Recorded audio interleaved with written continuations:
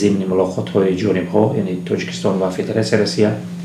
زیاده از 1000 نفر شهروندان علیه از رویخط ممنوع شدگان یعنی که بیرون کردشتند و رویخط دیگری هم امروز وارد شده است و در فرصت‌های بعدی توسط وسایل اخبار عامه، سامانه‌های اینترنتی و شبکه‌های رادیو و تلویزیونی پخش خواهند شد و امیدوار هستیم که این لحظه آن شهروندان یعنی آن مهاجران مهنتی که صدای ما را میشنوند با ساختارهای ما در شهر ما یا در ولایت‌ها شهر دوشنبه و دستگاه مرکزی خدمات مراجعت نمایند با همون داشتن حجت‌های تصدیق کننده رهبریت وزارت مهنت، مهاجرت و شغل اهل جمهوری ترکستان خدمات مهاجرت آماده است که بهره از روی خط ممنوع شدگان بیرون کردن آنها مساعدت کنند.